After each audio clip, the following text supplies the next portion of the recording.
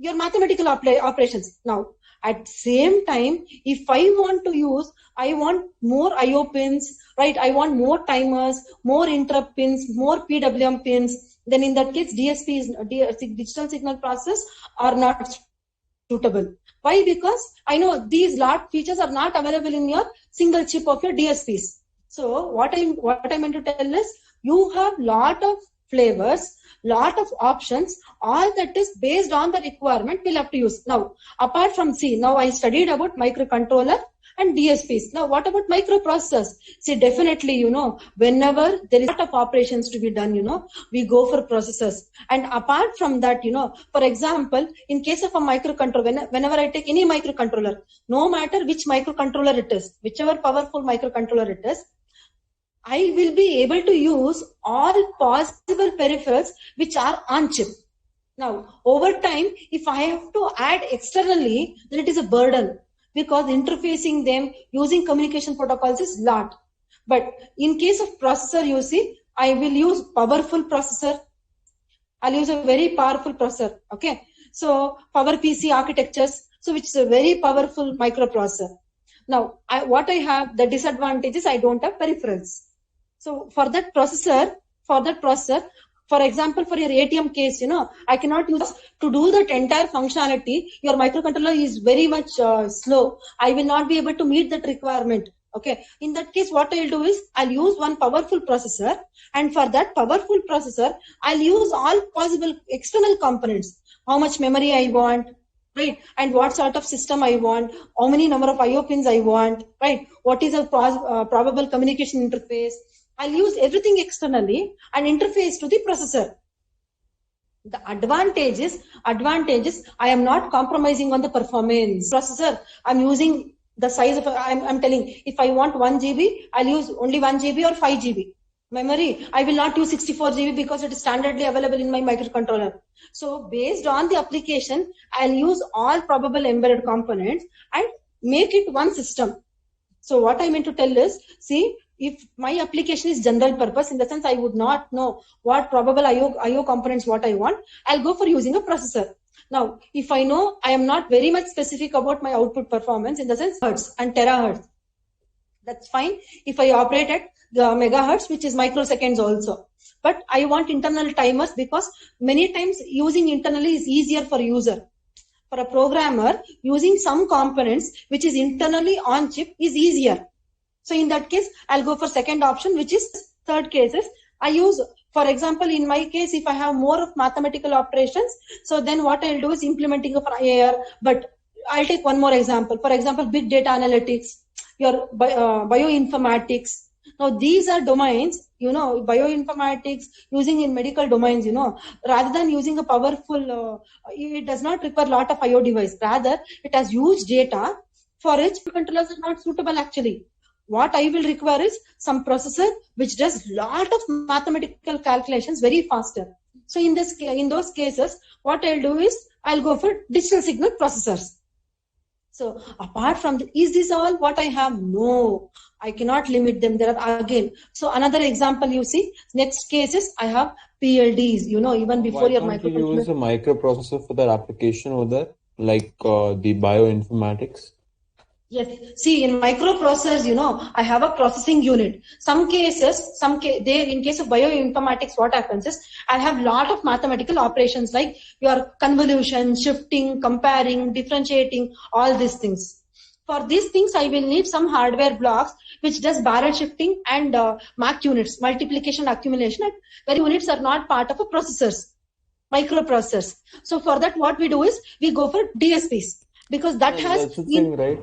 And that's the thing with a microprocessor. You can add the peripherals per requirement. I am not talking about peripherals. I don't want peripherals. What I want is I want inbuilt functional block which does multiplication, shifting, addition, these mathematical operations very faster rate. Yeah, that is okay. That is okay, but for, like you said, for bioinformatics, we need a lot of memory also, right? Yes, that is something exactly. that we can do through a microprocessor, because we can have as much memory as we want because we're doing it externally. DSPs also, if I take digital signal processors, only processors, then definitely what you do is your memory will be your hard disk. As you said, you require a huge memory. Right. Yeah. But along with that huge memory, I will also require some hardware functional blocks, which does data processing also at faster rate. So for those cases, what they do is they go for digital signal processing. But maybe my throughput, the rate of execution will be slow. If I want the rate of execution also to be very fast, otherwise definitely, yeah, tell me, Ash. So what is a GPU classified under? Huh? A GPU. General processor units, is it? Yes, ma'am. Would you classify it as a digital signal processor or a microprocessor? Microprocessor. Yeah, microprocessor. So general purpose system is something like when you don't know, I want to add some more peripherals, some more IO devices, I want to enhance the feature, right? Actually, not controllers, not DSPs also. In which case, ma'am? Case of where I want to enhance something like this. It's a research project. I keep working on a project. I want to keep adding the peripherals. If you want to make changes later on, then you can make it much easier with the micro. Exactly. Even after fabricating, even after making my PCB, even after making hardware and components ready, software components ready, I want to add some more features. So in that cases, processors are best option. Controllers are not option, because if I do using controllers, if I have to make any changes in future, after making everything ready, microcontrollers are bad. Yeah. Okay. So that is about, using microprocessors, microcontrollers and DSPs. Now, it is not just these three. There are many other things also. For example, your PLDs, CPLDs. So what is PLDs? Programmable logical device, or rather we call as FPGAs. Before FPGAs, it was PLDs, then CPLDs, then came FPGA. Now, what are these? Many cases, earlier, for example, you people have gone with your HDL labs and all those things, right? There you don't use any microcontrollers. Something like this. I don't know what sort of circuit I need. I know that in microcontrollers, I have a timer. Either I have 8-bit timer, 16-bit timer, or 32-bit timer. Now, I don't want to implement like that. I want to design my own hardware circuit. And that has to happen at the user domain, not at the manufacturer domain. That means I want to make my own hardware circuits, my own timer circuit which works at 7-bit, or I want to design my own hardware circuit which does specific functionality, right? So in those cases, microcontrollers, microprocessors and DSPs are not better option. Then in that cases, we go for PLDs or we go for FPGAs. The advantages, series of gates. What is series of gates? Series of gates. See, multiple, which are interconnected. So I'll have series of all these basic gates ready. So what we have to do is, we'll have to write a hardware interconnection and to build a circuit. If you can recall your FPGA lab, HDL lab, you were using Spartan to FPGA kits and you were writing HDL and Verilog code. Using that HDL and Verilog code, you were actually making the hardware.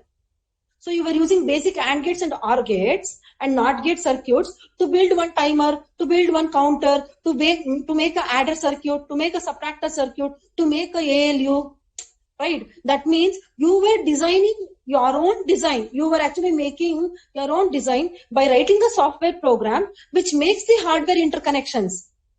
And that is in those cases, when I tell, please understand, please focus here. What I mean to tell is, at a user level, as a user, I want to design my own circuit rather than what is already given by others. Okay. In those cases, we'll go for PLDs or CPLDs. PLDs and CPLDs are only differences. In CPLDs, I have even more additional gates, more number of gates as compared to PLDs. Now, in case of FPGA, the advantage is like this. Please understand the terms. In PLDs, I have only series of gates. So he'll give me the IC, which has only series of gates, and the entire IC is blank. What I will do is, as a user, I will write the program using Verilog or HDL to connect the hardware components, AND gates and OR gates, to make my own circuit. My side, in the college, for example, I am purchasing Spartan FPGA, that is at user level. Now, the point is, in PLDs and CPLDs, I will only have something is to be done by the user or a programmer, end user.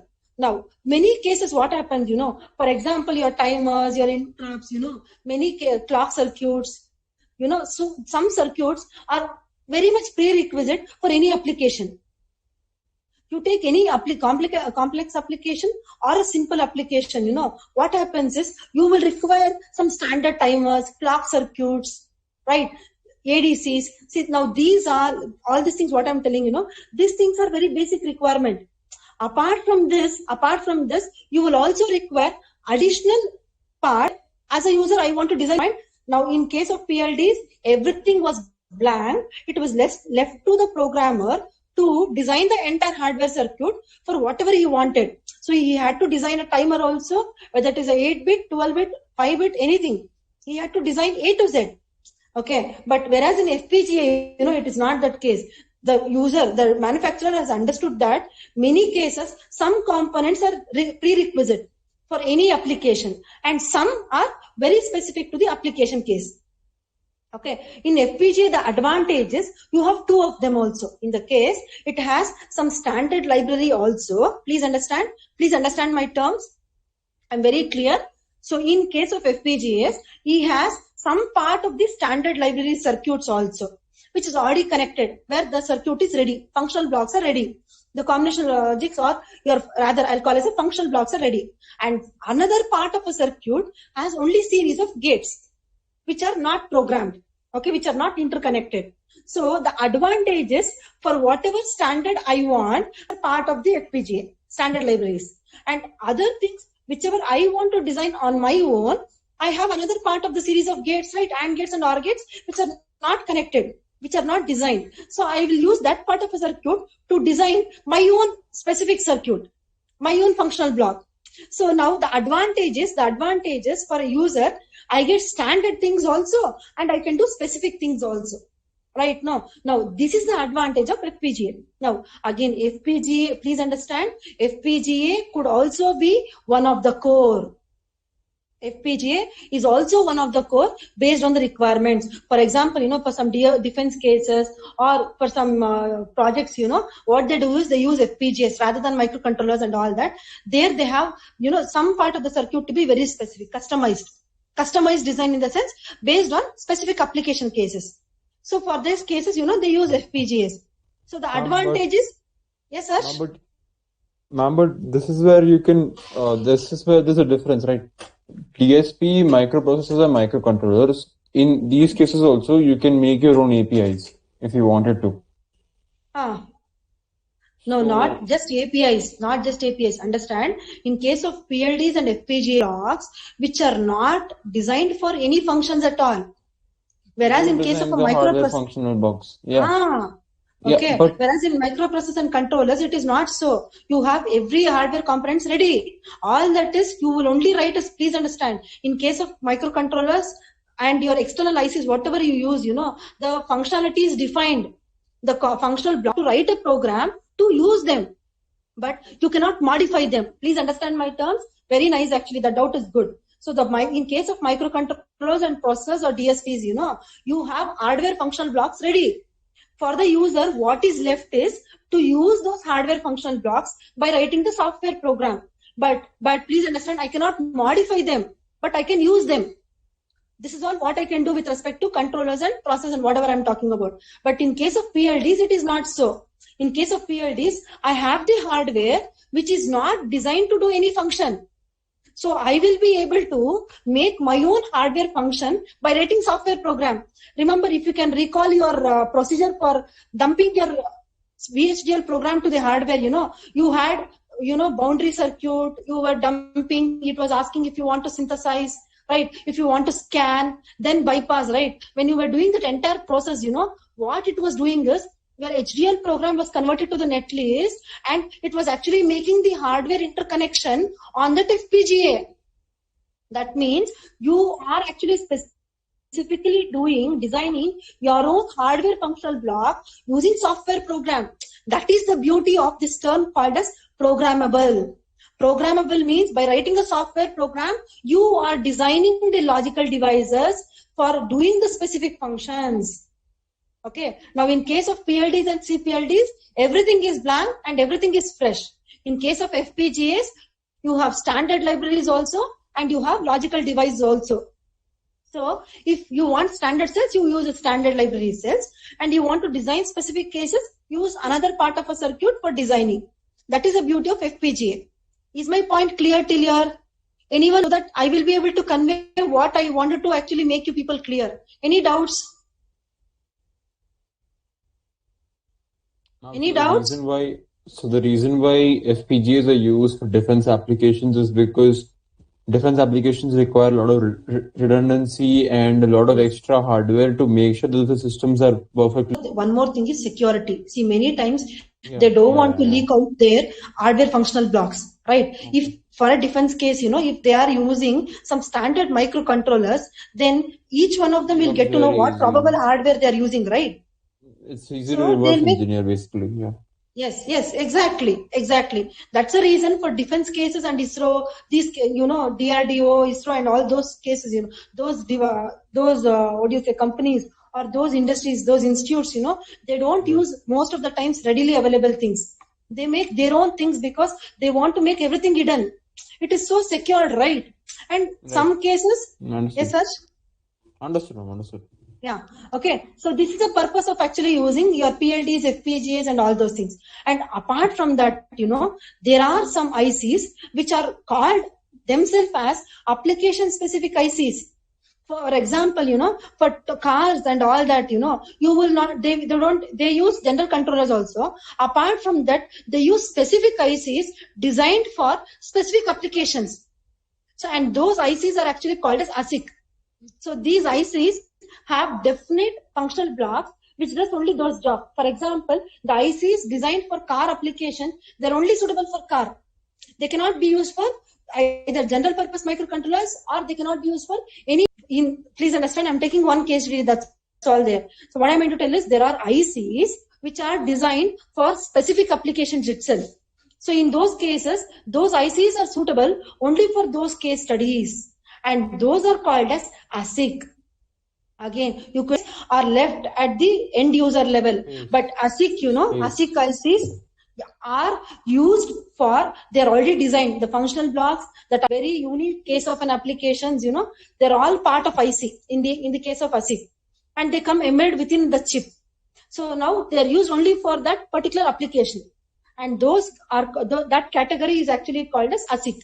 Okay, now these, please understand, now these are different varieties. But you see the last case, please focus here, the last case, commercial off-the-shelf components. When I tell commercial off-the-shelf components, these are beauties. Off-the-shelf components are the components which are readily available in the market. Commercial off-the-shelf components which are available in the market, but the point is they cannot be used individually. They cannot be used by themselves. They cannot be powered by themselves. They will have to be interfaced with the standard circuit for us to use those components. The best example is your RF transceivers, your Zigbee modules, right? Now you see, but please understand, those are standard blocks, standard components. For example, your RF transceiver, IR transceivers, your Zigbee modules, all these are standard modules, whether I purchase in India or I purchase in US or in UK, wherever and the standards users, they themselves cannot be used. They cannot be powered. So if the firmware is ready, the functionality, the functional block of transmitting and receiving, the hardware is ready, everything is ready. But the point is, I cannot use them separately. I will have to interface them along with our own components, power up them and use them. But the advantage is I cannot say that, okay, I cannot guarantee the functionality of RF transceivers. No, definitely, I know that will definitely work based on the standards and specifications. Now, those set of components are called as commercial off-the-shelf. Why do I call it as a part of an embedded system? Is many times, please understand, if I start working, for example, if I am given a project and if I start working using PLDs, in the sense, I will make my own hardware functional blocks, I will make my own IC, my own circuit, my own software program, and I will make my own PCB, my own entire system, then in that case, I will have to spend more than 10 years. It is not so easy making everything for any application from A to Z. It will definitely take a lot of time for us to do and come out, design, test, make it work. Right now, how do I reduce the time of development? Because I'm telling that I'm working on an embedded system. Okay, in that case, what I'll do is instead of me spending money of 10 lakhs or using one resource or sparing a time of 5 years, why don't I use some components what are already available in the market and which are standards also? It is not that they don't meet any standard. They have their standards. For example, your pen drives, those has firmware, it has a hardware component, it has a memory into it, but they do not function itself. All that is I'll have to plug in and use them. Right now, I can put that pen drive or RF transceivers either to Dell or Inspiron, or to the what is called as a HP or any laptop. It definitely works. Or I will be able to plug into any device if I have a USB slot. Right now, so what I meant to tell is, please understand what I meant to tell is, there are some components, they are called as off the shelf because they're not completely designed, they're only used because everything is ready for them and they meet all standards. So all that is, I'll just purchase them and I'll put in my, now those set of systems are actually called as commercial off the shelf components. Now, any doubts still here? See, I have taken a slide on core of an embedded system and I cannot say how many, but all possible ways, all possible cores I'm trying to put here. So we are trying to cover as many things possible. So is there any doubts with this case? Any doubts with this slide?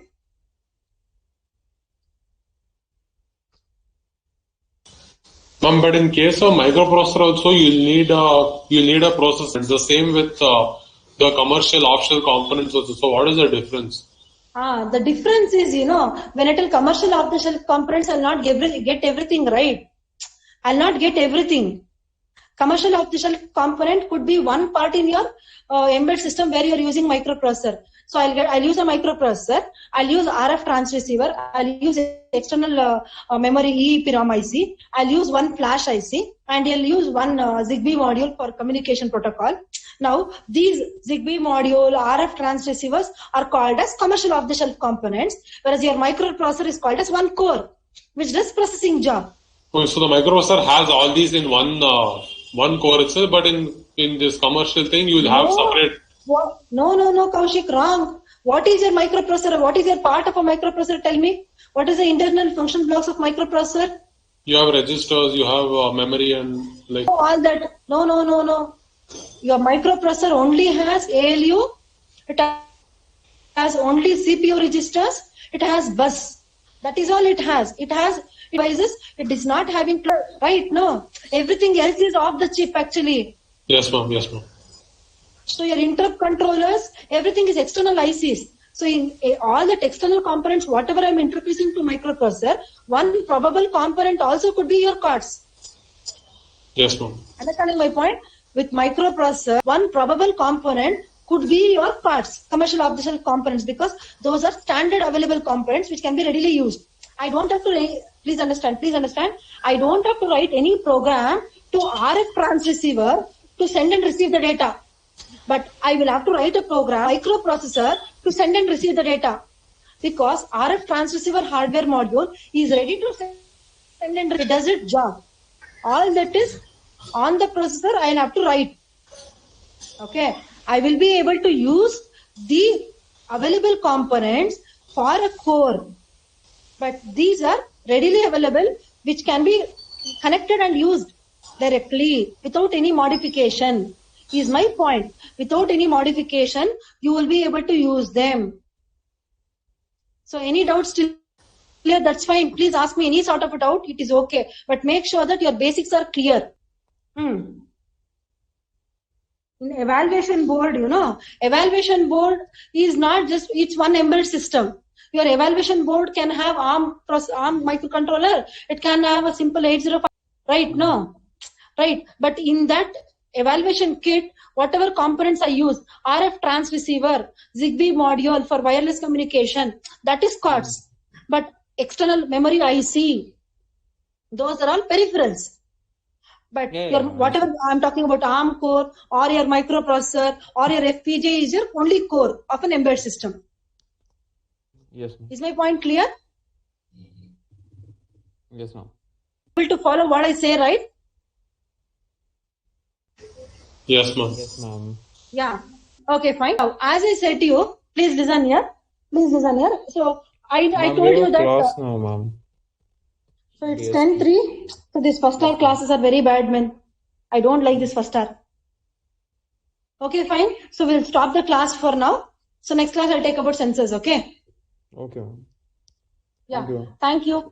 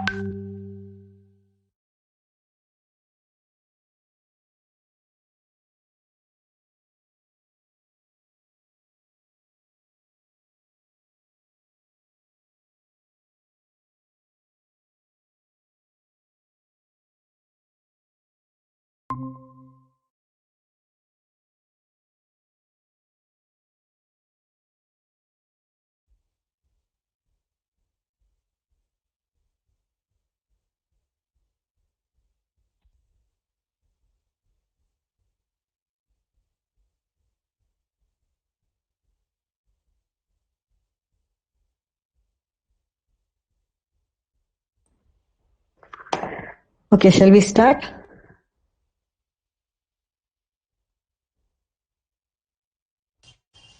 Yes, By the ma'am. time I will just share it, then let us see.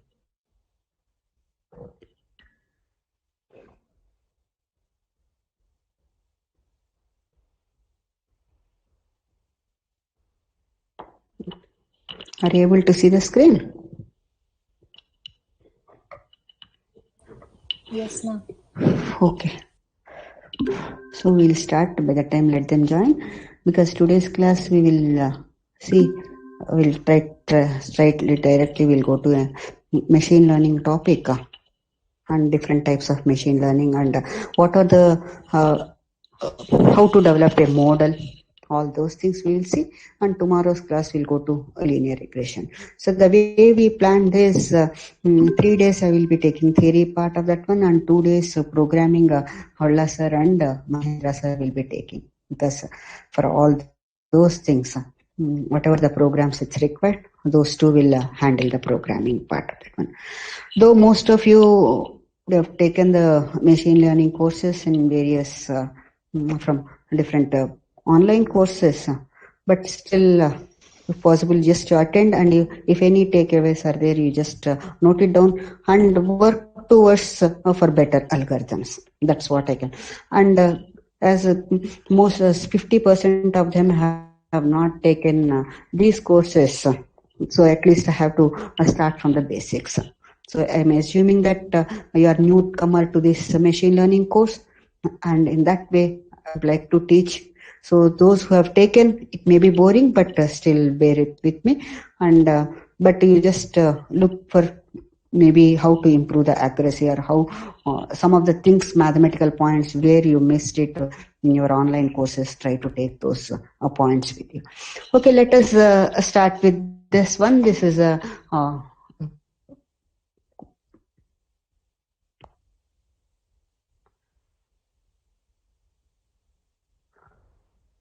almost with last class we were looking at the differences, AI, ML, and internet. The first one is what you're going to get. It is it's AI.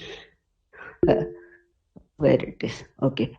AI as a complete algorithm or system that exhibits human-like intelligence of the data. It's the whole of the system. Maybe we can take it as some kind of algorithms and systems, and need not be in that particular one. It can be of machine learning or different kinds also. It's possible. Last class we have seen.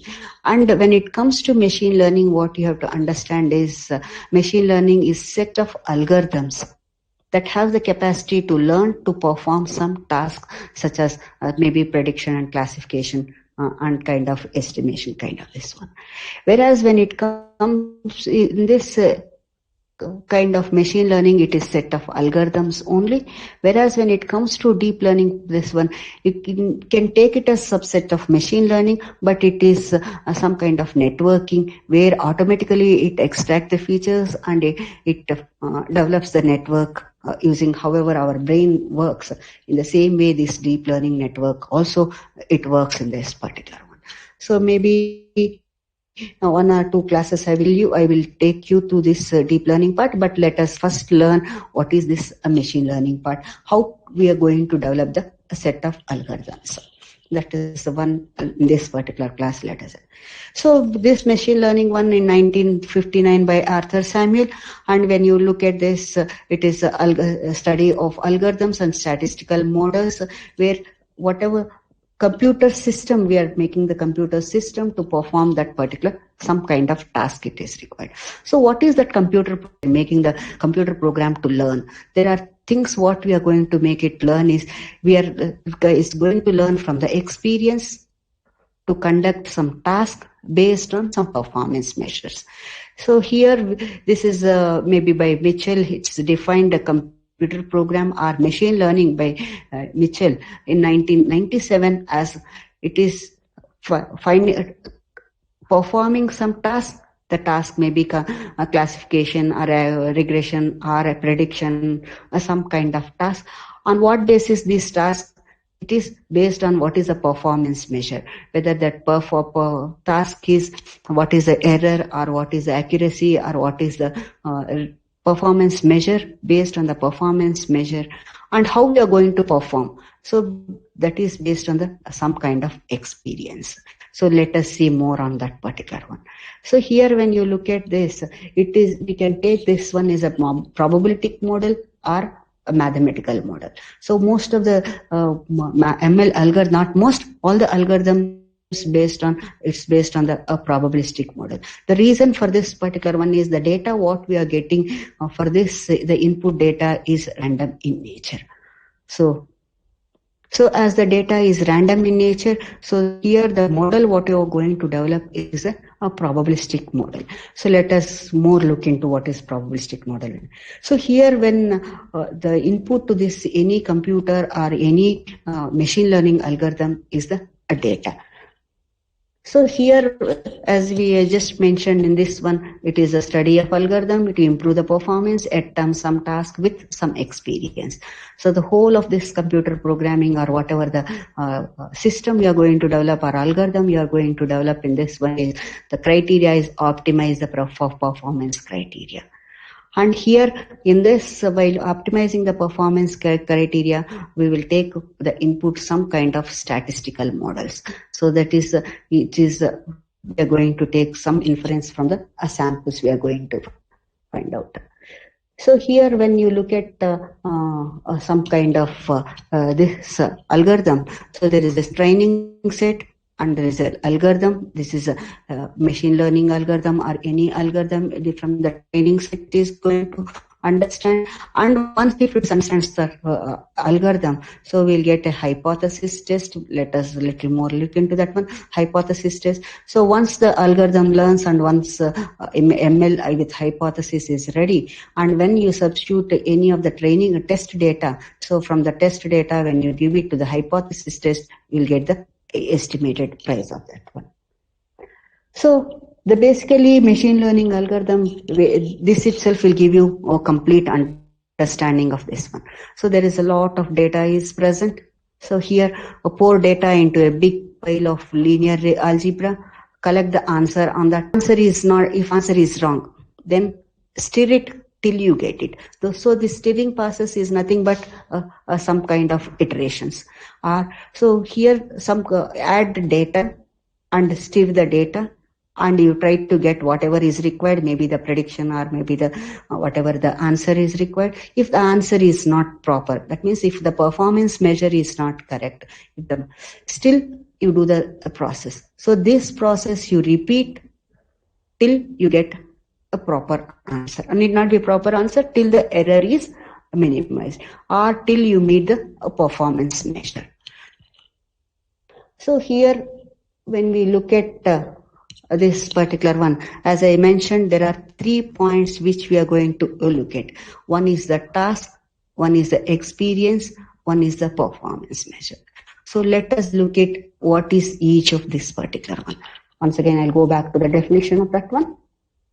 So you see this as a machine learning. A computer program is set to learn how from experience. Let us see what is experience. With respect to some class of task, let us see what are the various tasks, and some with a performance measure. What is the performance measure is? If it performance at a task in T as measured by P. So as measured by P is stirred it, still answer is not correct. That improves improves with experience E. So for some time, let us see what is this E, what is this T, what is this P. So let us start with a task. So what are the various tasks? What is meant by task in that one? So here when you look at this one, machine learning tasks are usually maybe collection of features or collection of data, or in that particular one, from the collection of the features, whatever you are extracting, what you are going to do it. So whether you are going to do classification, regression, or anomaly detection, and all those are kind of this one. So there are various tasks which is defined in machine learning. So the various tasks are all these tasks, whatever I have taken is from the textbook Goodfellow.